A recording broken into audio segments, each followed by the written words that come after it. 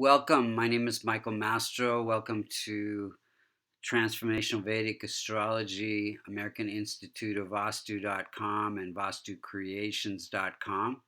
Today we're going to look at the chart for Ram Dass, who passed away recently. A very influential spiritual teacher in the U.S. If you were to look at the eastern horizon when he was born, you would see the constellation associated with Gemini rising at 25 degrees. 25 degrees becomes the most effective point of every house. Any planet that's close, like Sun, has quite a bit of impact, and as well as Rahu and Ketu, the nodes of the moon. So we're going to look and see how the planets are operating, and then we're going to see how, when the planets are operating in the transits and the dasha periods, and then we're going to see what we could do to remedy the chart. So first off, with the Gemini chart, there are no malefics other than Ketu and Rahu. So let's just go through this chart here and see how the planets are operating in his chart.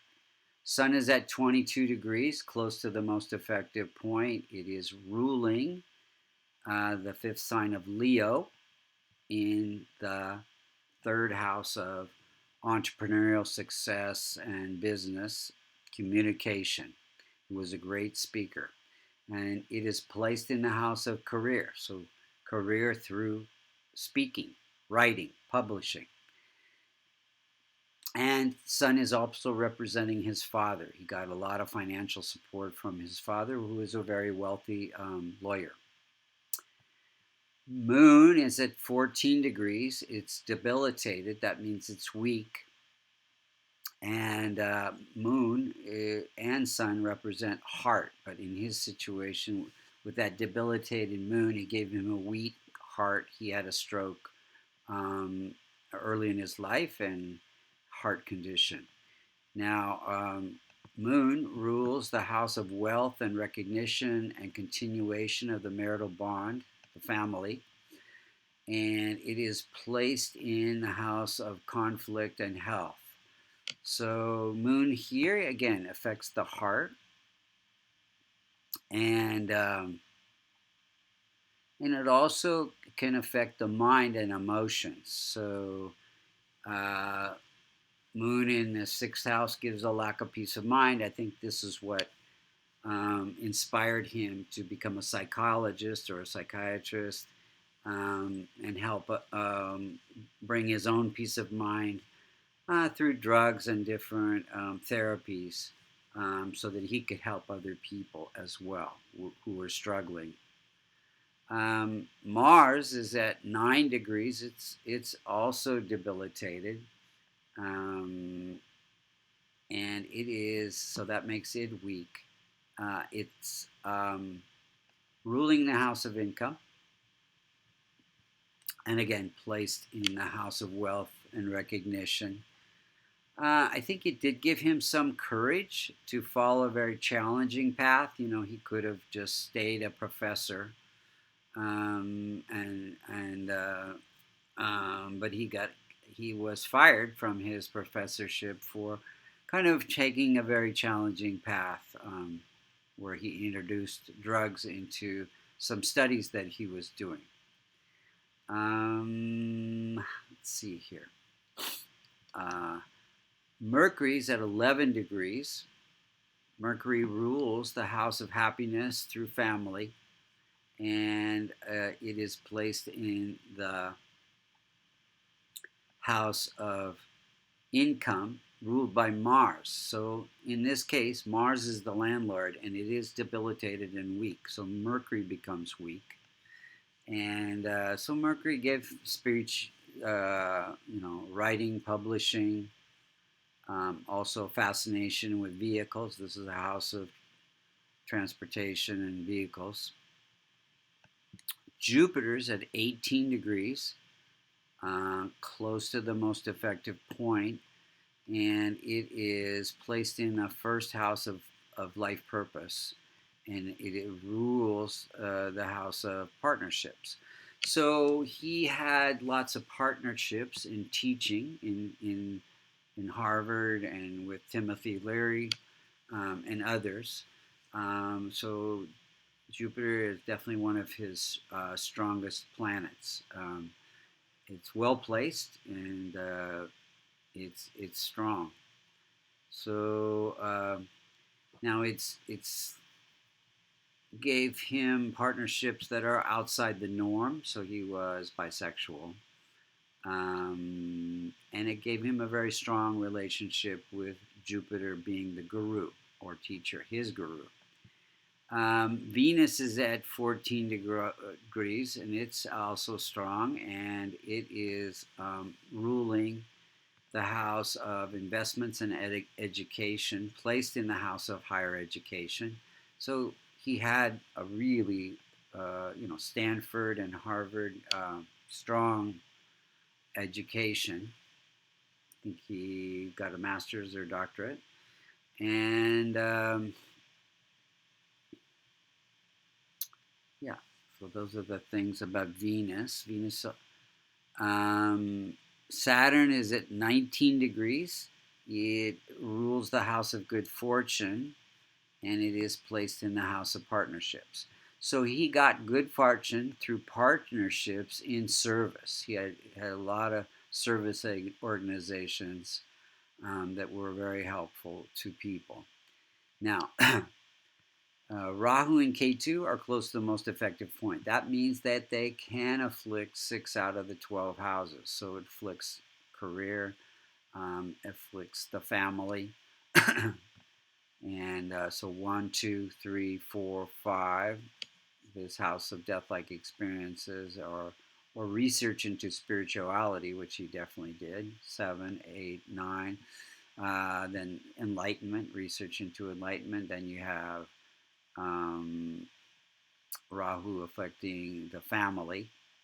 So he never really had a marriage. And then also afflicting the house of family, and 9, and then health. So he had this stroke. So this relationship of 4 to 10 work give him. Rahu gives craving, so craving for speaking and career, and aversion to the normal kind of a family. Only a large spiritual family was what he was drawn to. So let's look at the timing of events. He was born in a Saturn period. That's the root of his tree of life. And Saturn is service. So he became all about service. And then he was became a psychologist during a K2 period, K2 influencing psychology. And then he got fired from Harvard during a moon period. Moon is in the house of conflict, so there was a conflict with his job and his boss. And then he published Be Here Now, one of his first great books, during a set 1971, during a Venus Rahu period. And Rahu is career. Career really took off. And then he got a stroke in 1997 and paralyzed. So this was during a Mars-Mercury period. So Mercury is communication. So he couldn't speak after that. So natal K2 was afflicting Mercury, which is speech, in the 8th house of death-like experiences. Then he died recently, December 22nd, 2019. And if we look at the transit period at that point, we can see that, let's see here.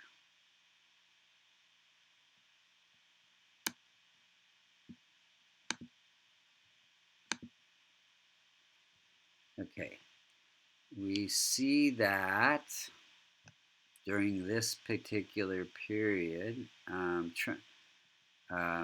natal Rahu. So natal Rahu is here, and it's afflicting transiting Rahu, transiting Mercury in the house of health. So ending his health, and then also afflicting the family. Saturn was at the most effective point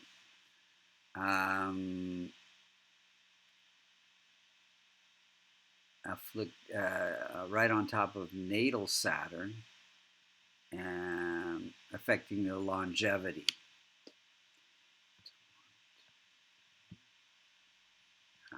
So yeah, quite a bit going on at the time of death. So what could we do to improve the chart? So only Rahu and K2, we would do chants and charities for the malefics. And so I think he was pretty much doing that. So you would chant Ganesh mantra for K2, Shiva mantra for Rahu, and then do charities for helping those who cannot help themselves. So he was doing a lot of that charity work anyway. Now, you would want to strengthen the other planets. So you would want to strengthen Sun by wearing orange clothing, or a ruby, or wearing a kavash containing a locket containing the Devata mantra for Sun, a yantra for Sun, as well as wearing green for Mercury and an emerald or kavash, wearing red for Mars, wearing red coral or a kavash, Jupiter yellow sapphire, yellow clothing or the kavash, and Venus diamond or white colors, and a kavash containing the Devata yantra for Venus. So those are the main points. He was a very beloved spiritual teacher. I got an opportunity to meet him during a large gathering where we chanted Om for several hours. And Be Here Now, which is one of his first books, is one of the very first spiritual books that I read when I was just like 16 years old. So it made a big impact on my life. So if anyone is interested in a reading or learning about transformational Vedic astrology, as you can see, it's very accurate. You can learn to get certified as a Vedic astrologer at AmericanInstituteo or if you go to services at Vastucreations.com, you can sign up for several different kinds of astrology readings. Thank you for listening, and join us again sometime.